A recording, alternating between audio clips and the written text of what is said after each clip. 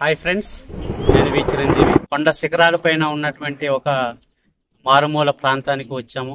ఆ గ్రామం పేరే అక్కన్నగూడ. ఈ అక్కన్నగూడలో సుమారుగా 12 ఇళ్ళు ఉన్నాయని తెలిసింది. ఇప్పుడు ఆ విలేజ్ని, ఆ గ్రామాన్ని, పరిసరాలు మొత్తం ఒకసారి పరిశీలిద్దాం. ఇదే అక్కన్నగూడ వీధి. ఈ ఒక్క వీధే. ఈ గ్రామంలో మొత్తం 12 ఇళ్ళే ఉన్నాయి. ఇవి విత్తనాల కోసం ఇలాగా ఈ వలచకుండా ఈ వీటితో ఇలాగా నిలువ ఉంచుకోవడం వల్ల విత్తనాలుగా మొలకెత్తడానికి పనికొస్తాయి. మేము ఇలాగే జనుములని, అలాగే బెండ, బీర కాయలతోనే ఎండబెట్టేసి ఉంచడం అనేది జరుగుతుంది. ఇది దబ్బగడ్డి అంటారు ఫ్రెండ్స్. ఇది దబ్బగడ్డి. ఈ గడ్డినే ఇది పోడులో, కొండల్లో లభిస్తుంది. దీన్ని కోసి ఇలాగ ఎండబెట్టి కట్టలుగా కడతారు. ఇది దబ్బగడ్డి అంటారు. పూర్వము ఈ దబ్బగడ్డితోనే ఇంటి పైకప్పులు మొత్తము కప్పుకోవడం అనేది జరిగేది. ఈ దబ్బగడ్డి ఇప్పుడు చాలా ఖరీదుతో కూడుకుని ఉంది. ఇది ఒక కట్ట.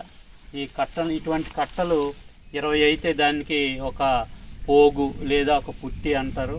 20 కట్టలు అయితే ఆ 20 కట్టలున్న పోగు ప్రస్తుతానికి 6,000, 7,000కు పైనే ఇది ధర పలుకుతుంది. అలాగే ఒక ఇంటి మొత్తము పైకప్పు కప్పాలంటే ఇటువంటి పోగులు ఇంచుమించుగా ఒక 4-5 పోగులు అవసరం అవుతుంది. ఆదివాసీ నివాసాన్ని ఒకసారి పరిశీలిద్దాం. వాళ్ళ ఇల్లు పరిస్థితి ఎలా ఉందో తెలుసుకుందాం. ఈ పుట్టమట్టితోనే గోడలు మొత్తము అలకడం జరుగుతుంది. దీన్ని అటక అంటారు. ఈ అటకలోనే మా సామాన్లు, అలాగే బిందులు, ఏవైనా పెట్టెలు, సామాన్లు, మా పంటలు, బియ్యము, ధాన్యము అన్నీ కూడా ఈ అటకలోనే ఉంచుకోవడం అనేది జరుగుతుంది. ఇక్కడ చూసినట్లయితే మా వంటగది, మా గిరిజనులు వంటగది ఇలా ఉంటుంది. మా పాత్రలు, ఇవి మా పాత్రలు, అలాగే నీరు ఉంచుకునేవి, మా వంట అనుకునే ఇవి గిన్నెలు, ఇవన్నీ ఉన్నాం. అలాగే మేము కర్రలు ఉపయోగించి ఈ పొయ్యిని ఇలా ఈ కర్రలు ఉపయోగించి వంట చేస్తాము.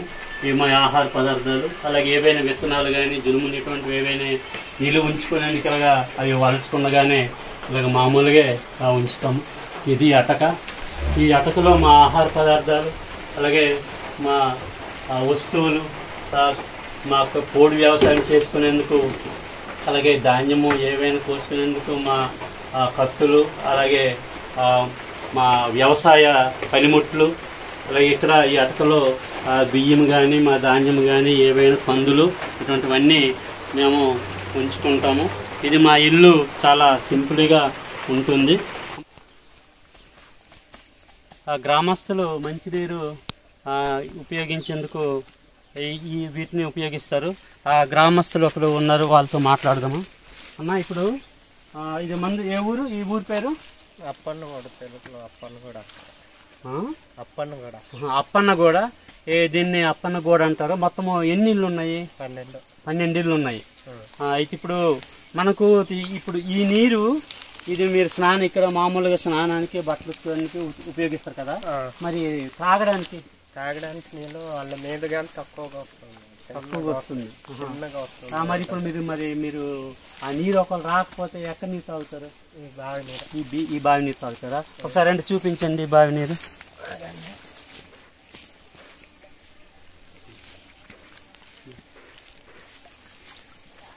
ఇది ఇక్కడ వాళ్ళు అక్కడికి పైప్ వేసుకున్నారు. ఆ పైపు ద్వారా ఓటు నీరు అక్కడికి వెళ్తుంది. బట్టలు ఉతుక్కోవడానికి, స్నానానికి ఉపయోగిస్తారు. మన అప్పన్నగూడ మన గోడ వేస్తున్నాను నేను. అప్పన్నగూడ గ్రామస్తులు ఇక్కడ వాళ్ళు ఈ గడ్డ చలమలోన చిన్న చిట్టుగడ్డ అంటారు. ఈ చిట్టుగడ్డలో ఊట ఉంటుంది కాబట్టి ఆ ఊట నీరుని ఇక్కడ ఒదిగి పట్టేందుకు వీళ్ళు ఇక్కడ చిన్న నూతిని కట్టుకున్నారు. ఈ బావిలో ప్రస్తుతానికి కొద్దిగా నీరు ఉంది. వీళ్ళకి ఇది జీవధార ద్వారా వచ్చే నీటి కోసం వీళ్ళు పైప్ పెట్టుకున్నారు. నీరు అంతా శుభ్రంగా లేదు, లేదంటే మనం చూడడానికి అలాగుందేమో, కొద్దిగా తేటగా లేదు. మంచిగానే లేదండి. నీరు వీళ్ళకి చాలా ఇబ్బందికరంగా ఉంది. ఇక్కడ చూసినట్లయితే వీళ్ళు మరి ఎందుకంటే వీళ్ళకి ఇది చాలా ఎత్తైన కొండ శిఖరాలపైన గ్రామం ఉంది. ఈ గ్రామంలో ఒక రకం చెప్పాలంటే ఈ వేసవి కాలంలో ఈ నీరు ఈ కొద్దిపాటి నీరు ఉండడం కూడా చాలా గొప్ప విషయమే. చూసినట్లయితే ఈ దట్టమైన అడవి, ఈ ఇంత దూరము వీళ్ళు తాగడానికి నీరు కానీ వీటి కోసము ఇక్కడికే రావాల్సి ఉంటుంది. ఇక్కడ ఆడపిల్లలు కూడా మరి ఇక్కడికి వచ్చి వాళ్ళు బట్టలు ఉతుక్కోవడానికి, స్నానాలకి, ఏమినికైనా ఇంటికి వాడకానికి నీరు కూడా ఇక్కడ నీరే వాళ్ళు వాడుకుంటారు. ఇక్కడ చూసినట్లయితే ఈ నీరు మనం గమనించవచ్చు. ఇవి అంత తేటగేమి లేవు, చిన్న బురదగా ఉంది. మనం చూడండి, ఈ నీరు చూసినట్లయితే అంత తేటగా లేదు. కాకపోతే మరి ఏదో ఒకటి తాగాలి కాబట్టి వీళ్ళకి పైనుంచి ఊట నీరు కోసం ఒక జీవధార పైప్ వేశారు. ప్రస్తుతానికి ఆ నీరు చాలా తక్కువ వస్తుంది అంటున్నారు. ఇంకా ఎండ వేసవికాలం ఇంకా చాలా ఉంది. ఈ వేసవికాలంలో గనక ఈ నీరు ఎండిపోయినట్లయితే వీళ్ళు ఆ తప్పనిసరి పరిస్థితుల్లోన ఈ బురద నీరే వీళ్ళు త్రాగవలసి ఉంటుంది. ఈ నీరు తాగడం వల్ల వీళ్ళకి ఆరోగ్య సమస్యలు చాలా వచ్చే అవకాశం ఉంటుంది. ఎందుకంటే ముఖ్యంగా కిడ్నీలు ఎఫెక్ట్ అయ్యే అవకాశము ఎక్కువగా ఉంటుంది. ఇది మన అప్పన్నగూడ గ్రామస్తులు మంచినీటి అవస్థలు, బాధలు. ఏవైనా మీరు మార్కెటింగ్ చేయాలనుకోండి, ఏదైనా లేదంటే ఒక జబ్బు వచ్చింది అనుకోండి, అప్పుడు ఎక్కడికి వెళ్తారు? అప్పుడు నడిచి వెళ్ళేసి అక్కడ నుంచి హాస్పిటల్కి సిటాపేట కానీ డోన్ బై సరిగ్గా వెళ్ళం, అక్కడ సరిగ్గా చూసుకోవాలి. అందుకనే సీతంపేట వెళ్తారు. సీతంపేట కానీ అక్కడ నుంచి వాళ్ళు ఎక్కడికి పంపిస్తే అక్కడికి వెళ్తారు, హాస్పిటల్కి వెళ్ళడం ఏదో చేస్తారు.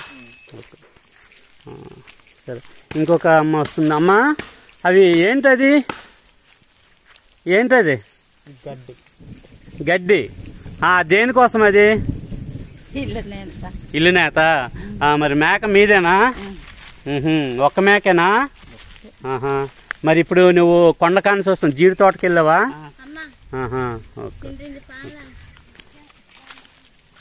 మరి ఎంత దూరం అమ్మా మీ కొండ?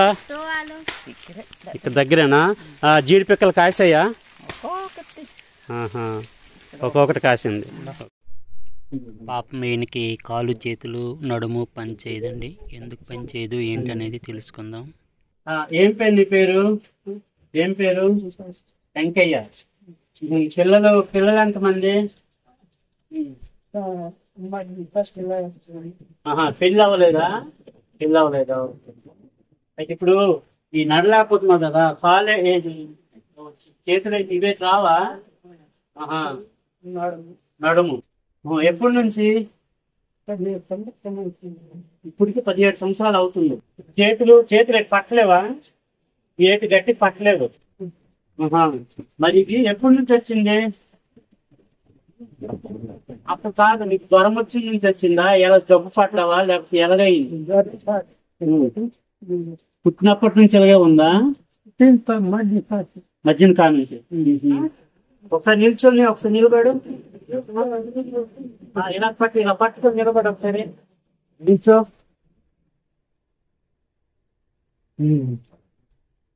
కాలు బలం లేదు, కాలు ఊగుతాయి, నడుము ఊగుతుంది. చేతులు గట్టి పట్టుకోలేము.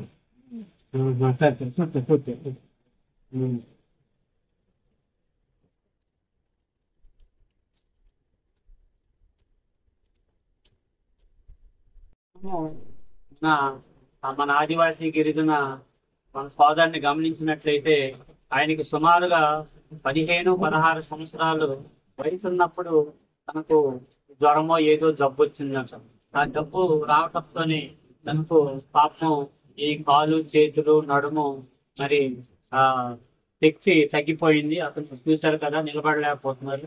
అలాగే చేతితో కూడా గట్టిగా ఏది కూడా పట్టుకోలేకపోతున్నారు. అలాగే నడుము కూడా స్ట్రైట్ గా ఉంచుకోలేకపోతున్నారు.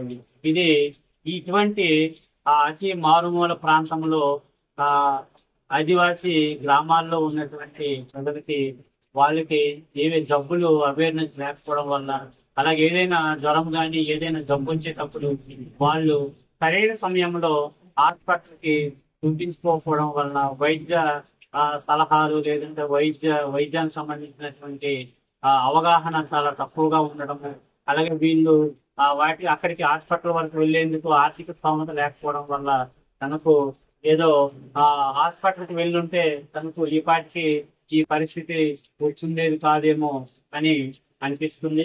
ఇప్పుడు అతనికి సుమారుగా 25-30 సంవత్సరాలు, తనకు ఇంకా పెళ్ళి అవ్వలేదు. ఎందుకంటే 15-16 సంవత్సరాల్లోనే ఈ జబ్బు వచ్చింది కాబట్టి ఇటువంటి పరిస్థితుల్లో పెళ్ళిళ్ళు అవ్వటం అనేది చాలా అరుదు, అవ్వటం చాలా కష్టం.